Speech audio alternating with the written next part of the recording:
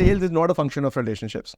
So most of the time, your sales team is actually working towards pushing customers away rather than actually getting you sales. Everybody assumes that sales is an art. Now, if you look at Apple, when you go and buy an Apple product, does anybody make an effort to sell to you? They usually are doing the opposite.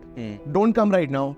Please book a time with me to take a demo of the Envision product, the new product which has come in. They know that the product is so persuasive that nothing else is required to sell. Customers will buy when they are ready.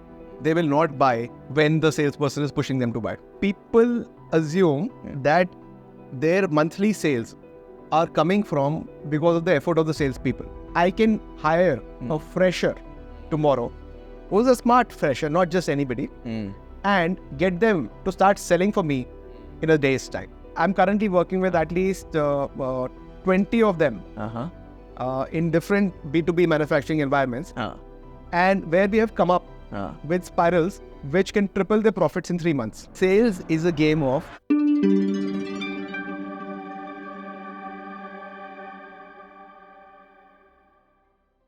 Today on the show, we have a guest who claims to help businesses grow 6x in just 6 months of time. I would have looked at these numbers very skeptically, but then I'm able to believe this because he built a business where he scaled his own business 500 times in a year. He's been helping businesses, not just startups, but also traditional business, build upon a spiral growth journey. He has been a mentor to hundreds of businesses and startups. He has been a mentor to me as well. He has been helping and building his own business over the years. Now, his entire focus is to help this India businesses grow faster. And here on the show, we have Anuj. Hey, Anuj. Hi, Ankit. Thanks for having me on this show. You're an engineer and an MBA. How come sales? What I teach is sales engineering. So that it totally applies there. So because everybody assumes that sales is an art. Okay. While that is true to some extent, that, there is a certain selling skill which is involved, where you will not back down when there is a no. You will find a creative way to sell again. But beyond that skill, 99% of what makes your sales effective is engineering. How long you have been in this, sales strategy? So I've been into strategy for the last 15 years. I started for the last 20 years. Started my career in sales way back in 2003 with Procter & Gamble. Okay. I was handling sales for Haryana and was also training P&G salespeople across the countries. I've trained more than 200 salespeople, door to door, shop to shop. Oh. And they would take me to the most difficult shops where they know they will not be able to sell, and they've tried multiple times. Okay. For me to demonstrate that how will I convert them. So on-ground training in sales started there. Got it. And then across years, I've consulted for all kinds of organizations. And I've built selling systems for both for my startup Healthians as well as for environments where you will traditionally do not look at sales. Let's say for a D2C brand. So I was heading women's fashion for Zoe.com. We re-engineered how selling was happening there, how buying was happening there. And that skyrocketed our sales there as well. So multiple environments have been doing that. Interesting. Right now, you said, you're kind of helping a lot of, traditional businesses understand the sales journey, or especially, this fast-moving sales journeys, or adjusting to the newer world. Can you explain a bit about it? Why did you got interested around traditional businesses moving towards that? There's this whole segment of B2B manufacturers, which are doing good business. They typically range from a size of as low as 10 crores annual turnover to even as high as 600,000 crores annual turnover as well. And we still count them as small, and we still count them as more or less family-run businesses. They're growing, and they're really growing. India is growing, and they're growing alongside.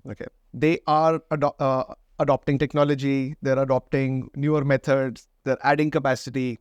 So they're in a very, very positive frame of mind and a positive cash flow situation for many of them. However, all the growth which is coming for them is coming on its own. Where the market demand is there, where people are seeking them out. There are a whole list of inquiries coming in. Companies, purchase offices are reaching out to them. So they see that there is tremendous opportunity, but at the same time, are they able to grow as fast as the opportunity is coming? A lot of them, or most of them, will not be happy with that, and that's the thing which I was noticing. Okay. So I got connected to it with some people who were dealing with that, and I was able to help them to with some very micro changes, completely switch how they sell and skyrocket their business and sales. Okay. And that's when I realized that this is something which is actually required for the whole entire SMB segment itself. And if once this is done, it actually does good for the whole country. So if I have to put a number to how many, say, people or companies or, setups that you have trained or that you've coached or that you have strategized so far in your whole career, what would that number be? I think it'd be around 100 plus. Oh, wow. Currently, I'm working with around 40. Did you ever felt a resistance, working with these companies? Because you mentioned these are traditional, a lot of these are, traditional businesses and they have been doing business, for some time. Even though, you comes with a lot of insights around it, but you might see some resistance in adopting to these newer ways or, new strategy, etc. How's your experience, with respect to these manufacturing businesses adopting this sales strategy, or at least what I say as new generation sales? The people I'm working with, I don't find them resistant. Okay. It's about what their beliefs are. If they believe that what I am talking about is going to be risky for their business, then obviously there is going to be resistance. So resistance is never a bad thing. Okay. Resistance is indicative that they're intuitively feeling that there's something not right about this. Okay. So either, and mostly, if they're feeling that there is something wrong there, in which the way you're explaining to them or in your approach could actually risk their business. And they should actually listen to the resistance and not say that, this is just something which I have to give up. No.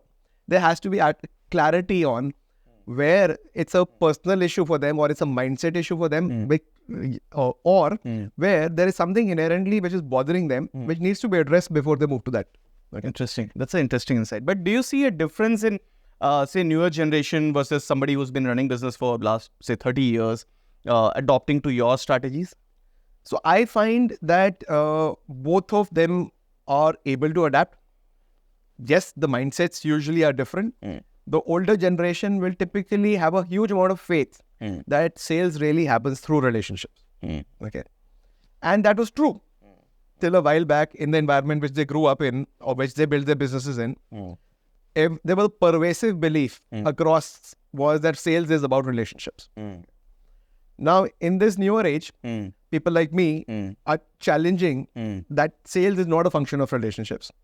And they'll be challenging that by saying that tomorrow, if you do not deliver your product on time, or if you do not deliver the service that they're expecting, how long will your relationship be able to maintain that sale over there? So sales is a function of service. Sales is not a function of relationship.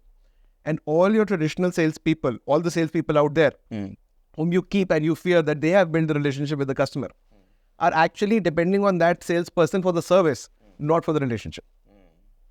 So, and this is something which is where the older generation struggles a bit to understand that this relationship has to be shifted from your personal relationship to a relationship of customer service. So I remember, when I was starting my business in 2015, I was finding it so tough to explain, people who have been business in my family that, why I'm not really going door to door to sell, a B2B product.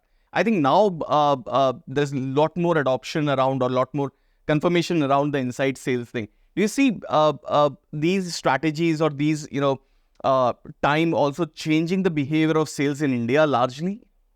I think great question. And also I really want to commend you that you pioneered it at a time where this was not common to do an inside sales strategy. Okay, so that's why you've been so successful in building your business. Okay. The reason why people continue to believe that the sales is a game of relationships is because of they've not done any work to run it any differently. Okay. Now, what typically happens in a business? You hire a bunch of salespeople, the best that you can afford or best who will be willing to join you, and you put them in the market. that please go and sell.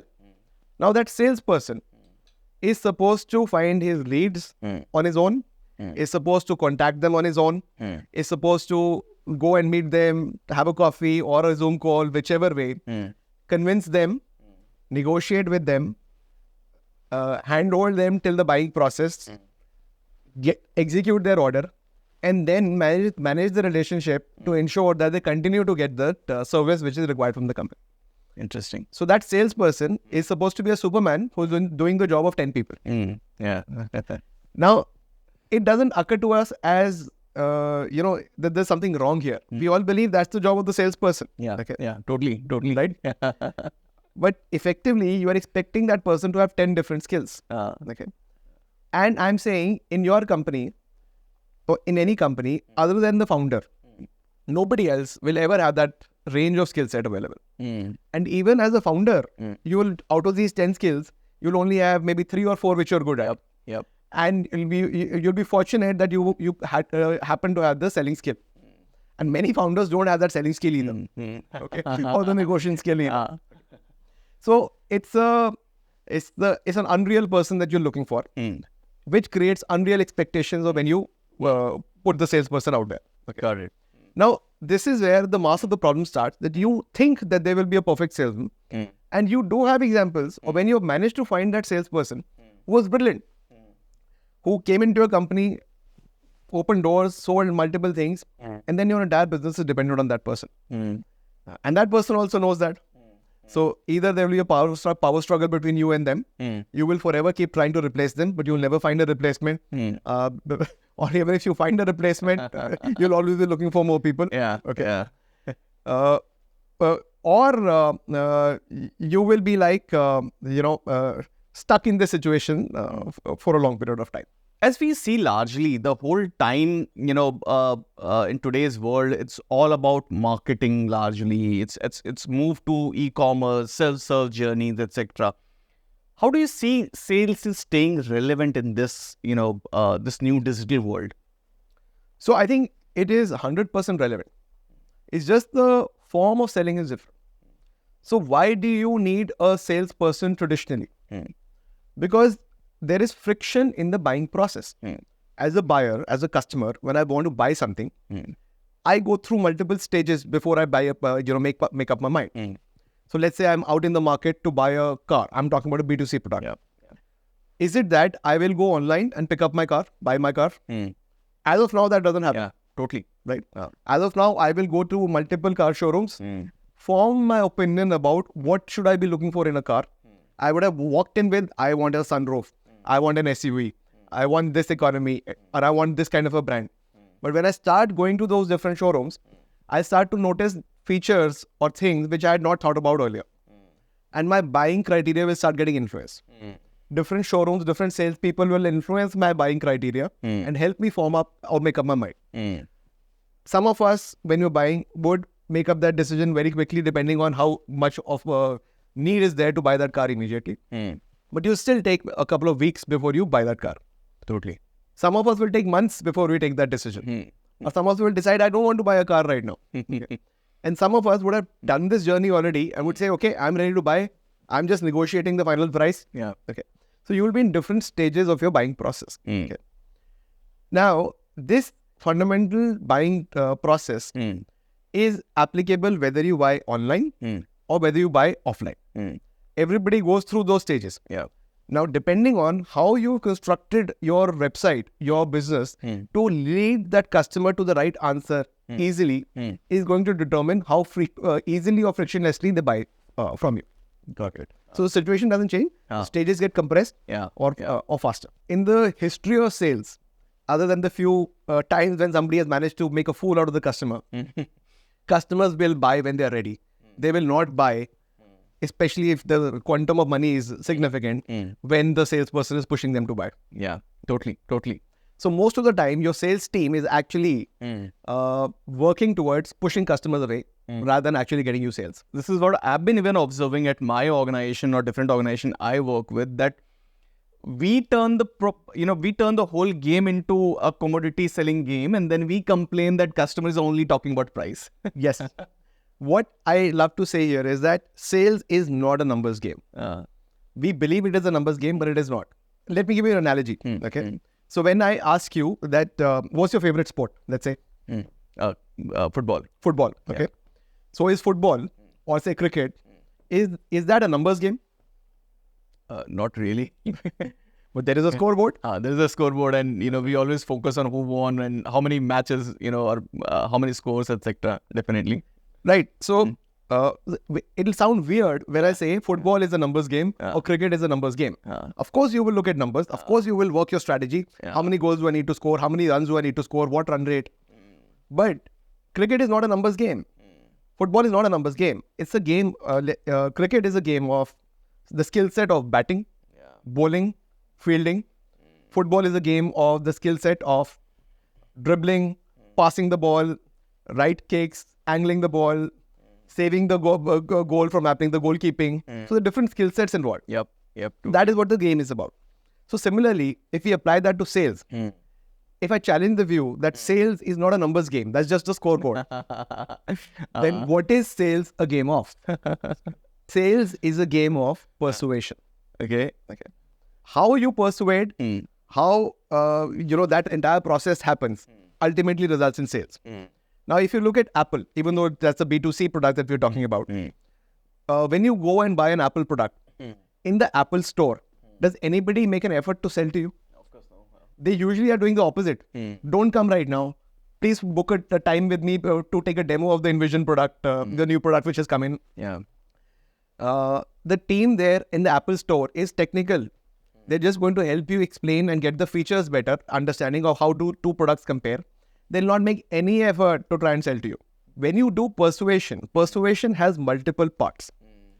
The final conversation when you're selling is just the last part of the persuasion game. You build persuasion into your product. You build persuasion into your selling process. You build persuasion into the person who's selling as well. But we are all focused on just the last part. Apple has changed that game. They know that the product is so persuasive that nothing else is required to sell. As an organization, we are all myopic towards the number. If it's all about persuasion, how do we measure it? So the milestones, numbers, everything is important. Okay, but don't make that the game. Got it. So if I have to give you an analogy again of that, if you make cricketing a numbers game, the best way to win that game is to hire somebody who manipulates the scoreboard. Now, talking about mistakes, what are the top mistakes you see across industries in sales as a process? The topmost which I see is that people assume that their monthly sales are coming from because of the effort of the salespeople. Okay. Which is like the most obvious thing. Of course, sales is coming because of the salespeople's effort. But if you take any industrial business or a B2B business in particular, once they get a new customer, after that, that customer stays with them for many months, years altogether and keeps giving them repeat business. Okay. That entire business is not a function of selling again to them. That entire business is a function of how well are you servicing them? Are you delivering the products on time? Which is the game of operations. Any company, if you pick up your quarter, okay, the results of the last quarter, for example, and look at the numbers, 90% or at least 80% of your sales would have come from existing customers. Okay. Yeah. Very little sales would have come from new customers. Yeah, totally. So that majority of your sales is a function of your operations team doing a good job, or the service team doing a good job. The new sales is where you need a salesperson to deliver, and you're measuring that person incorrectly. That salesperson who's got you a 10 lakh rupees order this month is being measured on that 10 lakh rupees that he's brought in for this month. Yeah. Okay. Yeah, totally. But that's not just 10 lakhs.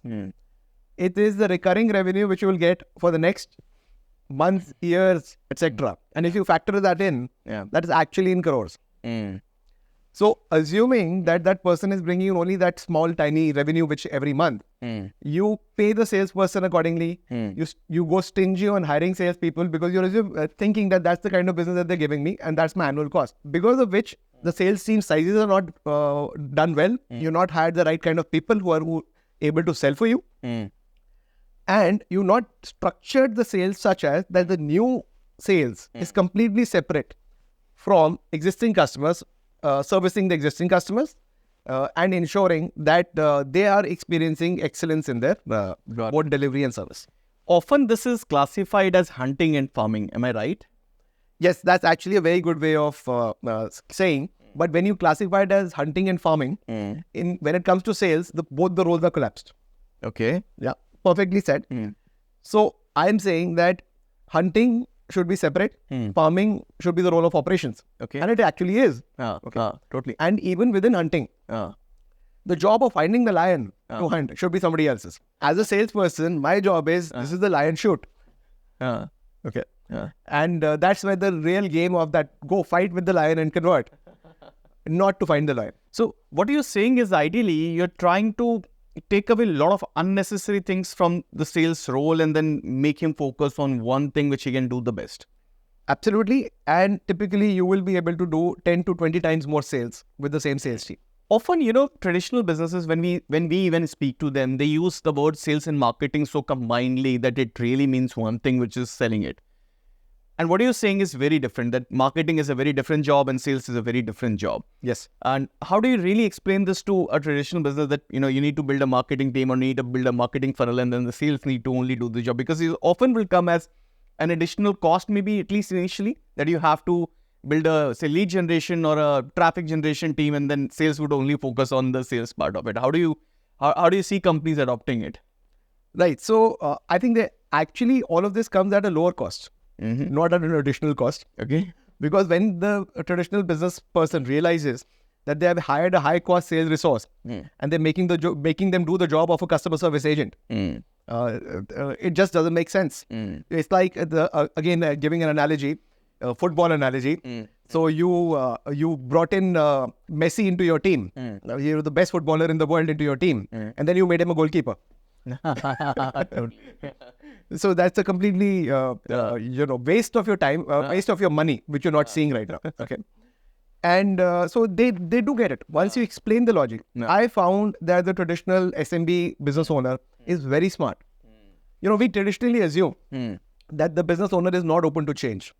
That's not correct at all. They're very open. They're actually far more open to change. Yeah, that's what exactly I have seen. Though I've been asking questions against it, but I've seen these traditional businesses, they're so inclined toward adopting new technology and systems to their business because they understand anything that can drive their business is very important for them. They keep looking at it always. Yes.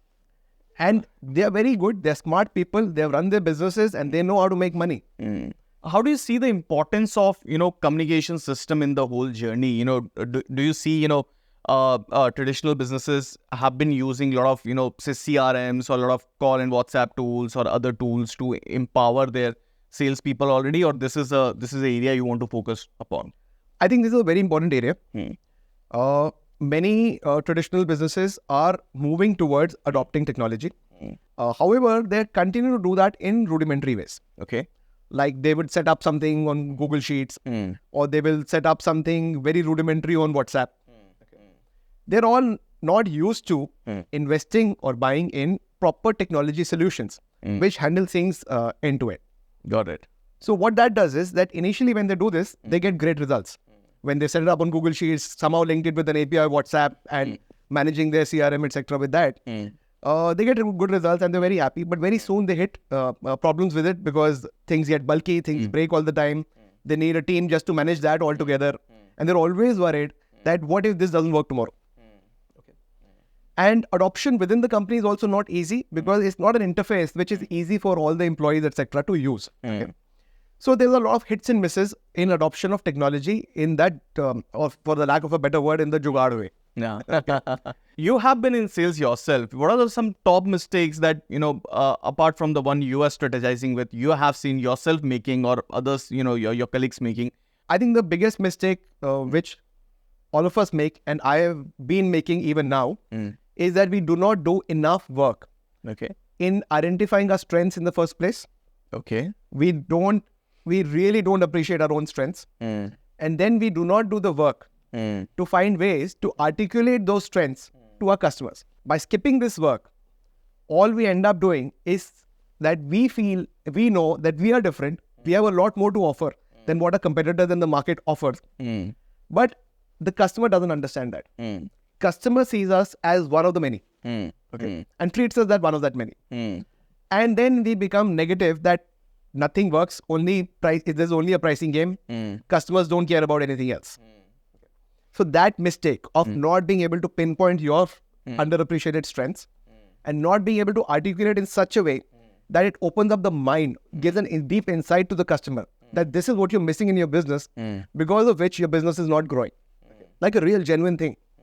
And that is why when you buy a solution like this, this is the strength that you should be looking for. How much of that is because of the curse of the knowledge? We as a salesperson think, okay, the customer must know this. We know that. We assume that they must be knowing this anyway. But they do not actually. So let me give you an example of this. Okay. So one of the companies which I've been working with is a beautiful salon management software. Okay. It is one of the leading software products in India. Now, there's a very, very smart team, very committed, dedicated team. And they're selling in India as well. And they've recently opened and started selling in the US market as well. Okay. Now, when you look at the product, it has every feature that you can think of. Okay. And if you point out a feature to them that this is missing, they will overnight build that feature for you. Oh. And the platform is beautiful that, it's flexible and it's better than most other competing products out there, that any feature can be built into it very, very quickly. Now, when I ask this team, who's built these features and everything, and there are 10 people I'm working with in this team, tell me what is your software about? Okay. I will get 20 different answers. And every time I ask the same question to them again, I will get another 20 different answers.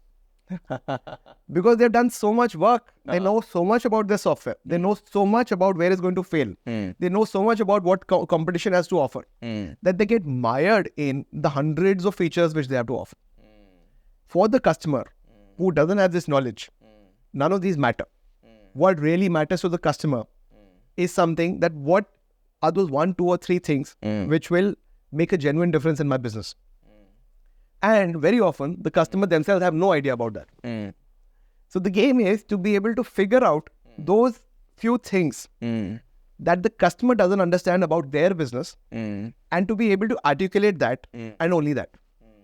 And leave that 99% of things which you're mostly articulating and trying to sell out.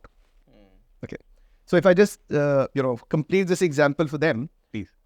They were talking about hundreds of features, okay, and they realized none of that may really be true for most customers. And they said, what our software actually does is that the employees are much happier to use it, which leads to happier customers, more retention of employees. And when you retain employees who are the skilled barber, then the customers also get retained much better. It's a frictionless environment for them. And when retention happens, the whole salon business works much better. The owner is also happier. And now, when they talk about their software, they have started talking about it, and they're still, that our software is a salon happiness management software. Oh, wow. It increases the happiness index of your salon. And by doing this, your staff attrition will go down by so much, case study. Your employee attrition, your customer attrition, retention will go up by so much, case study. And you will make X amount of money more. So the salon owner is also happy. The whole conflict between customer and salesperson is customer is only listening to his problem in his mind. He's only caring about his problem in his mind, while the salesperson is only talking about features. So let's talk about, some of the sales strategies, when you go to all these businesses and you help them scale up their sales, what are some of the strategies you suggest, based on the state or based on the industry they are? What do you think are some common strategies? I think it'll work better if I give you an example. Yeah, please. I was working with someone who runs a couple of car showrooms in New Delhi. Particular brand. I will not take the name for their privacy. And doing very well. The car sales were going up. Everything was doing well. And but there was always chaos in the operations. And this person is a very bright, intelligent person. And he said that I understand that this problem is not just my showroom's problem. It's the same problem across most showrooms, car showrooms I know.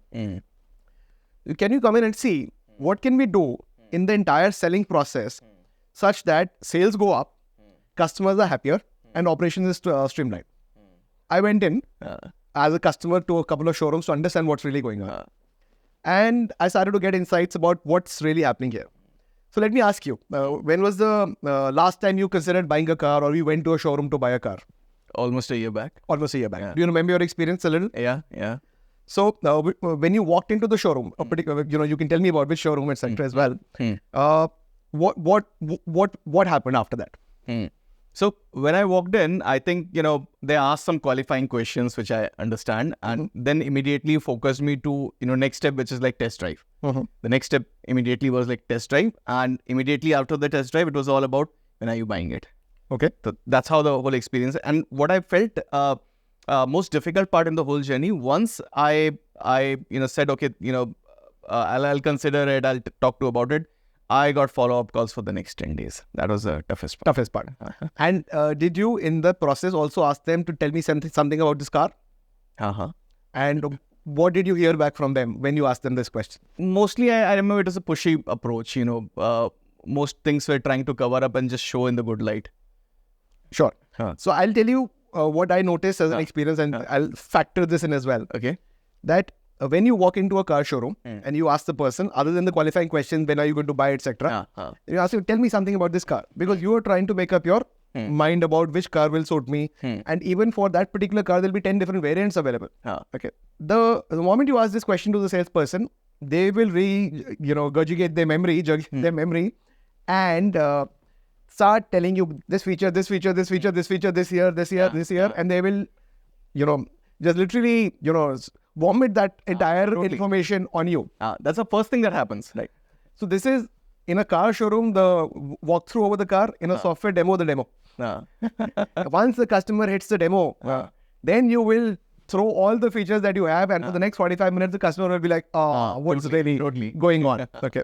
And you really think that the customer is understanding, but the customer is like, okay, I am listening to all of this. When will he shut up? He's still not making me make a better decision. I cannot look stupid by admitting कि मुझे समझ में नहीं आ रहा. Now look at this interaction. Customer is like, I don't know what I want to buy, but I don't want to show it to him that I don't know what I want to buy. Totally. What is the salesperson doing? I have no idea how to sell to him. He should not feel that I don't know about this car. And I have got this customer lead. I have to convert because I need to meet my target. What we did was, for this showroom, for this company, we reinvented this entire process. Okay. We said, let's start with this assumption that the customer doesn't know and we also don't know. We have said that the customer doesn't know that what is important for them to buy in the car. Some of them will, but most people don't know. So we asked them a few questions, not to qualify them. And these were scripted questions, printed questions in a sheet. Okay. And that sheet is where you sit with the customer like we are sitting. We keep the sheet in between us, nothing hidden. Say, okay, let's fill this sheet up to help you arrive at what car would be the most ideal for you. Okay. And one of the first few questions in that is, are you buying the car because what is most important for you? Performance, comfort, economy, etc., rank them. Okay. So the moment they rank them, because of forced ranking, it started bringing clarity in their mind. Okay, actually for me, performance is more important than comfort. Because when you're buying a car, it is always going to be a compromise. Yeah. Because the ideal car that you want to buy will always be double the cost of what your budget is. So you would rather compromise on what's not important for you versus what's important for you. So that's the first question. And we ask them a series of questions which will help the customer design and define, okay, this is the criteria which is more important for me to choose a car. Okay.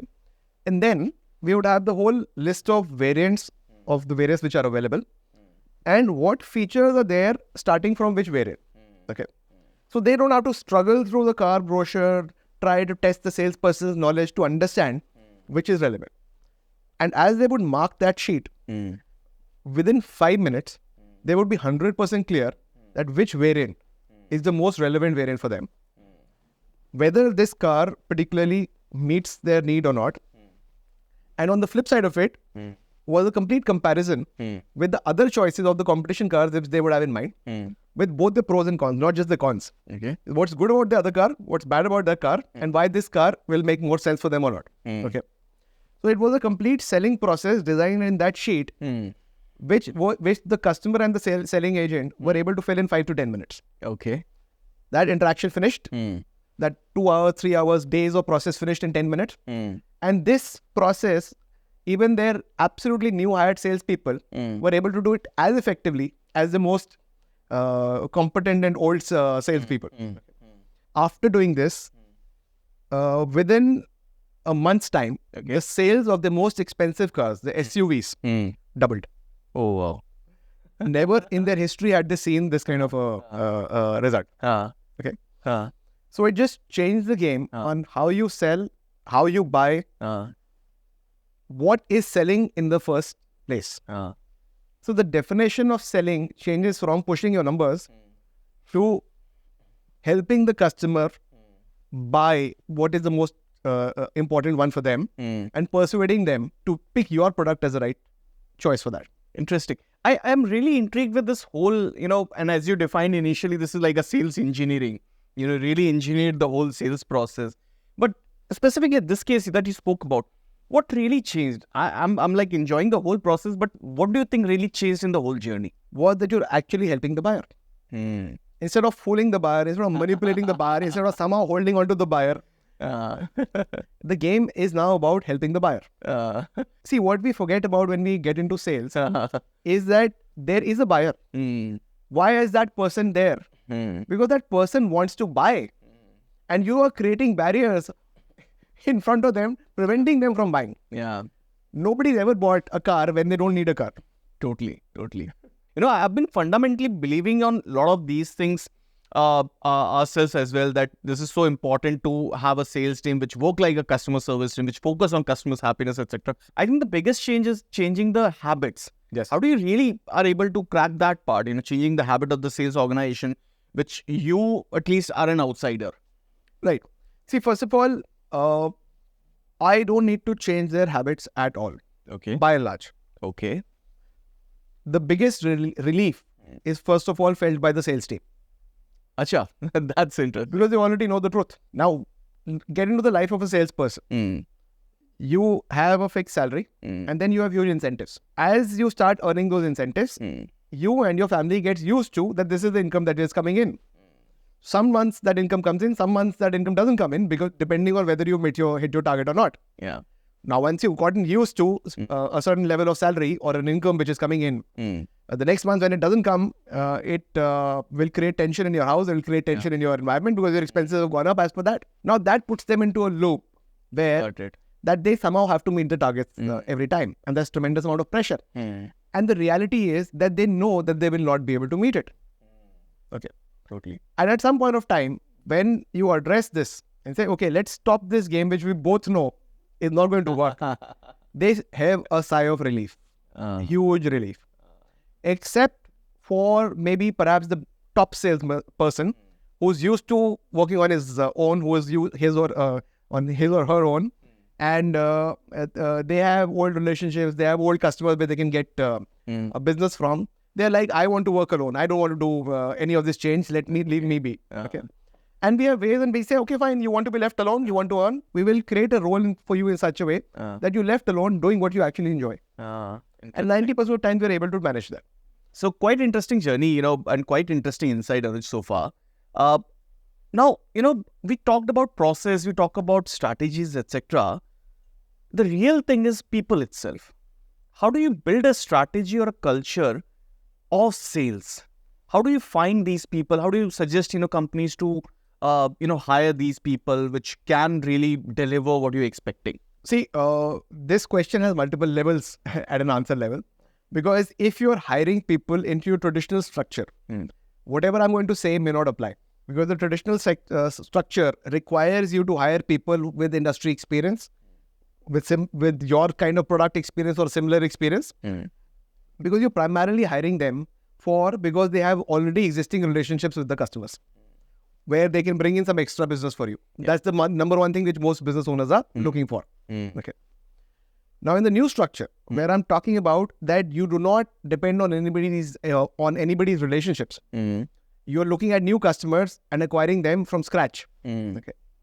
There, the skill set that you're looking for is not existing relationships. You're looking for that selling skill, that ability to persuade. Okay. Yeah. Secondly, we are talking about that more and more, it is completely inefficient to be field sales, to be in the field, door to door and knock and sell. Because very often your customers also no longer want that. Because when things can be done on call and on Zoom call or on WhatsApp, why are you coming and wasting my time? Nobody wants bargain now. Nobody wants margin now. There will be some industry where they still continue and there'll be certain kind of products or the size of products where you still need to do that. But by and large, you don't need to do that. So you're moving from a face-to-face selling environment to a call-based selling environment. Okay. Now in a call, if you are moving to a call-based selling environment and we're talking about that the person will not be doing anything else but other than calling to sell, that means you will be on phone calls from morning to evening, or at least 4 hours a day you will be calling. So you better have that ability and this, patience to tolerate and to effectively do 4 hours of back-to-back calling. 4 to 8 hours, but I'm saying at least 4 hours of back-to-back calling you should be able to do. And that is a more important thing to look for. Selling you can still teach based on the kind of things which I was talking about. So that ability to persuade, that and that ability to be on the call for a long period of time. This is way more important than anything else that you can think about. And these are the two things which nobody actually ever tests for. Sure. If you have to hire a salesperson, what would you look for them in the behavior or in the competency that that would let you decide? So I will be looking for these two things: the selling ability and the ability to be on the call. If I'm looking for an inside salesperson to continuously do that. And third thing which I will look for is a bit of a drive that because a salesperson has to take a lot of initiative to make that happen, to push that process through, when you're facing a lot of no's, to not give up in that moment. And there's a certain kind of individual who enjoys doing that. Okay. And it is not a function of your communication skill. You might find somebody who speaks very beautifully, who is enrolling every time they speak. But do they have that drive to be able to sell through? Even perhaps no. So I have found that people sometimes who use completely broken English but have the resilience to be able to continue are much better salespeople than people who do not. So these 2-3 things I would look for. But I would not look for them by trying to gauge that in an interview. I would do this completely in a real life role play. Okay. And how I would do that is that I would first of all create my training material, whether it's technical or whether it's my selling, which I want to do on that call, in such a way that any new person will be able to pick it up in 15 minutes. This seems impossible for most people. They would say, are you kidding me? It will take months perhaps to train a new person to pick up how to sell my product. And this is what all my participants whom I have been consulting and coaching also say when they start. But we are able to quickly prepare those tools which in 15 minutes anybody can use to come to speed. So we give them these tools and we put them directly into a role play as if they're doing a real call for us. I would play the buyer and they would be the salesperson. And we make them, ask them technical questions. We ask them how to buy this product, not buy this product. And within 10 minutes, you know whether this candidate is for you or not. In your situation, in your company, selling your products to your buyers. And to validate this so that I have not made a mistake, I would repeat this role play with 2-3 other people to ensure that, it's consistently being proved. That is the best way to hire a salesperson. Nothing beats it. But is it the same, sell me the pen question? No, because the sell me the pen question is a hypothetical situation. You are now selling industrial machinery and you're testing a salesperson on the skill of sell me a pen. It was a very good question when it had surprise value. And you were able to see whether the person is able to think on their feet. I feel in the new setup of inside sales, it is no longer relevant. Because this question assumes that you will not be able to predict what the customer can ask you. And what we have seen in most scenarios, 97% of the times, and this is a statistical number, you exactly can predict what the customer will ask you and be already prepared for it. But that brings me to, the movie where it was really presented as, sell me the pen. How do you see that movie as a sales tutorial maybe? See, again, that movie was a brilliant sales tutorial in the traditional structure of sales. Where you were looking for champion salespeople. Now, if you're looking for hero salespeople and your company is such that it can attract hero salespeople to come and join, and you have the kind of product margins to be able to pay that kind of and nurture that kind of a sales team, why not? But that won't apply to 99% of the businesses out there. Totally. Yeah. What we need, the majority of the business out there, is that I can hire a fresher tomorrow who's a smart fresher, not just anybody, and get them to start selling for me in a day's time. You'd have interacted with a lot of salespeople yourself, you know. What do you think? How many of people who are in sales right now are there by choice, or how many are there because they probably did not got any other career opportunity? I think the people who ultimately sustain in sales, no matter how they ended up being there, sustain because they like the job of selling. Or they like one aspect of what they're doing, because as I said, they're doing 10 different roles. Some people sustain because they actually like talking to people, like selling. Some people sustain because they like the technical knowledge which comes with it. Especially in industrial scenarios, the sales people often become the most technically sound people in the company because they have answers to most of the scenarios. Okay, so that's what they like. That they like that people keep asking them how to do this, how not to do this. Okay. And thirdly, some salespeople really like the travel aspect of it, especially if you're in field sales. They like that I don't have to be home all the time. I get to meet new people. So you could be liking different aspects of your job which you're doing. If you have to, you know, define the culture of sales in probably one sentence or one word, what would that be? You know, how do you define a right culture of sales? The right culture of sales, and I will start with the analogy again, is the right culture which would be there in a cricketing academy which is producing players for the Indian team. Okay. A culture which is focused on learning to bat better, to bowl better, to improve all their cricketing skills such that they can play better. Wow. So similarly, when I talk about sales, a culture where you're constantly working on your skills of persuasion, on your ability as a company to persuade the customers to buy better. Where you're feeding into each other, they're raising the level of each other to persuade better. But if I now bring down to the most important question which a business owner might want to understand, which is how do we scale up and scale up probably fast? What are your learnings, or what are your strategies around scaling fast for a business? And we're talking in the context of a traditional business? Yeah, mostly traditional. Traditional. Yeah. So when I work with traditional businesses, I see that all of them really want to grow. Okay. And in the wanting to grow, what is really missing is how to. Okay. The strategy on what will actually get them there. They do a lot of work in envisioning their goals, that I want to be this 100 crore or 1,000 crore company. They do courses on manifestation as well, for that matter, that I will manifest my goals. They do exercises on dreaming. They get their employees together. They create a vision, mission, charter, etc. They do a lot of that work. Okay. And that feels good. They feel very proud about it. But the effect of that on themselves and their teams doesn't last for more than a few days. Because ultimately, the question comes down to how. And that is not in place. Okay. Now, when it comes to how, there's actually making large goals or big goals becomes very counterproductive. Because when you are, let's say, a 100 crore revenue company and you want to become a 1,000 crore revenue company, then the environment and the world and everything will tell you that look at how a 1,000 crore company operates and start adopting those practices so that you can become like the 1,000 crore company. Yeah. Right? Yeah, That's the conventional thinking about doing. Yes. Okay. Yeah. Never in the history has anybody been able to copy the practices of a large company and become a large company because of that. Yeah. Okay. Totally. When you are envisioning becoming a large company, you start small. You start with what is important for us right now.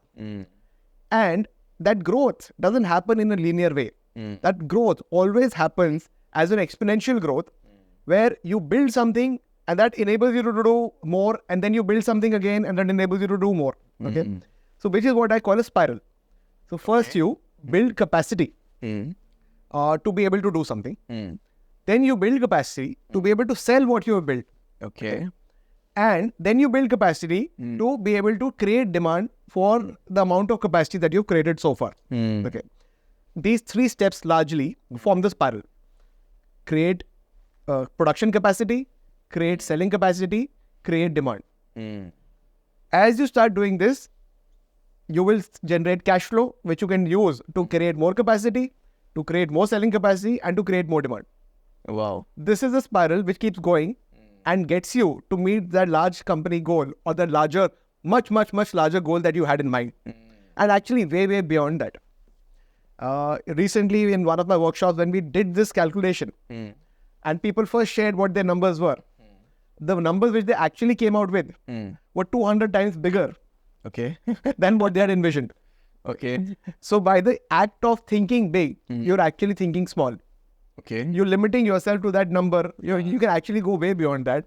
And it is pushing you into practices which are not relevant for you, which are not important for you. The most important thing to do is to start working on how will this loop start for me, this spiral start for me. How will that demand get, how will that capacity which I've created be sold? How will that selling result in demand in the short term? Which will help me generate cash flow to further create that capacity. And until you get it right, no matter what you do, you will always be stuck at somewhere or the other and not be able to scale up. Wow. This is true for traditional businesses. This is true for all startups. In startups, we use a better term. We'll call it network effects, which gets you that spiral going up. That also brings me to the my field, which I picked up, which helped me really develop this, the field of theory of constraints. Okay. So this is the work which was done by Dr. Eliyahu Goldratt, the late Dr. Eliyahu Goldratt, Okay. an Israeli physicist who came up with this, wrote this book called The Goal, Okay. I think in 1984. Yep. And that book went on to revolutionize manufacturing, how it works in the world. Yeah. I've read the book. It's an amazing book. Yeah. Oh, that's amazing. Okay. What most people don't realize is that Dr. Goldratt continued to build on that theory. And now, theory of constraints is talks about anything and everything across industries for various kinds of industries. So there's solutions, the deep insight-based solutions for everything. Okay. Okay. But what is theory of constraints? And what is this science and how is it different from the traditional management approach? To give you an analogy, let's say you have a gold chain. Okay. Okay. And you feel that's a little weak and I want to increase the strength of this gold chain. And I give you, and there's some extra gold available. Gold is a precious commodity, so it's an extra gold available. And I ask you, okay, use this gold to improve the strength of this chain. Okay. How will you use it? What comes to your mind? Probably will apply this to, all over the chain.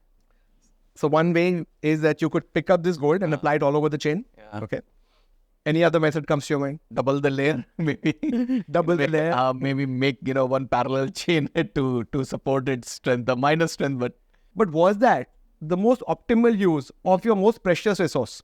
Okay. I'm saying that I can improve the strength of this chain by 1/100th of the material that you will use. Okay. And how will I do that is if I know that in this entire chain, which is composed of small links which are linked to each other, if I'm able to figure out which is the weakest link. Now, if the chain is stretched, it is likely to break at the weakest link, not at any other link. Yeah.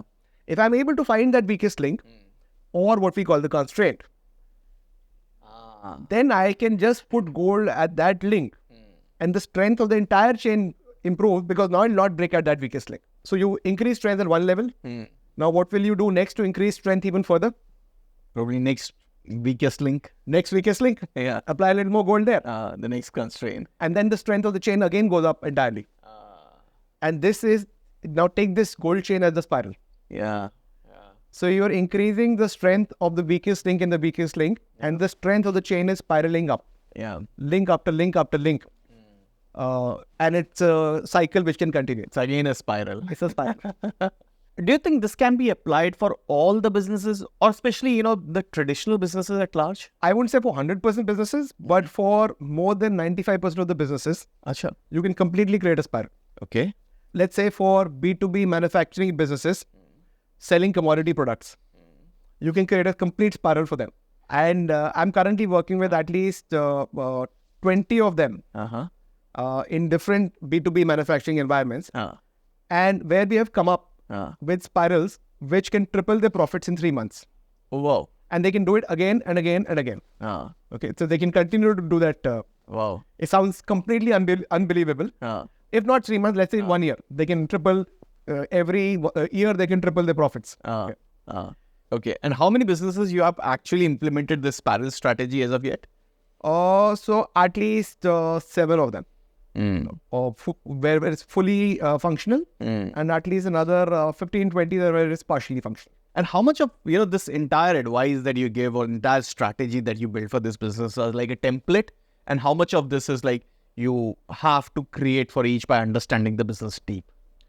See, while as a strategy, as a thought process that you're building a spiral is common, the methods of unlocking where the value is and where you will be going wrong, or the patterns of mistakes that you're making, probably common. But how will it uniquely apply to each business for that particular environment, for that particular thing, is something that you have to work on with each person. Okay. If you're doing that in a group setting, then that person, the business owner, who is the expert about their business, picks up this and marries that together to apply that uniquely for them. And then I would work with them to define it sharply and to come up with any errors or issues somewhere which are happening. But it has to be a unique strategy for that business, for that particular environment. But at the end, even you would need to sell this to businesses. And what's your own sales strategy to sell this, strategy to businesses further? So I have a very simple strategy. Okay, results.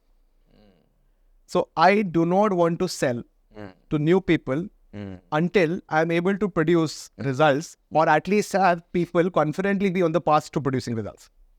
Okay. So for me, the new sales should happen through referrals, where people are recommending that go and work with Anuj, because I have seen a huge change either in my results or in my clarity of thinking, and I'm clear that I'm going to be able to make a big business out of it. How did that ever happen to you? You started a discussion with a business initially, and you felt that the business owner is really thinking you bogus at the start. But when you either ended the journey or you towards the conversation, he really believed that you are the person who's a guru now. That ever happened to you? So I wouldn't say bogus, but often people are skeptical when they first have a conversation that what will it take for my business to scale up, and how will you be able to help me? And the skepticism comes from them having already been having attended workshops of the various kinds of coaches, where they found a templatized solution which has been given to them. Okay, apply this and your things will change for you, which works to some extent. When there is nothing available and you apply a templatized solution, there's a possibility that you might produce some results, especially when you apply it to operations. Okay, but when you apply a templatized approach to sales, then it's a complete contradiction. Because when you are building a sales strategy, you're basically building a strategy to stand out, to look different from the herd. And if you use a templatized solution, then you basically copied the herd and made yourself part of the herd rather than standing out of the herd. So Anuj, my end of the day question today is, you have been an engineer, an MBA, an entrepreneur, an investor, and now you're helping businesses scale up on the spiral journey faster. What do you really call yourself now? Yes, so I think that's a very difficult question to answer. Because ideally, what I would want to call myself is someone who can help you craft a strategy for scaling up, which is nailed down at the ground level. Step by step, you know exactly what to do to be able to do that. But how do you communicate that in one word, one sentence, so that everybody can get that? Okay, because I'm essentially helping you redesign or redefine your business with minimal change possible, such that that startup which is hidden inside your business, that exponential rocket growth, is unleashed. Okay, I haven't really been able to put a term for it. Okay. What comes to your mind? What should you say that? Interesting. I think I'll leave that to our audience. We can get some suggestions from there. What do you call really a person who's helping business build on a spiral journey? a chicken egg consultant, maybe. So my workshop is called Don't Scale Up, Spiral Up.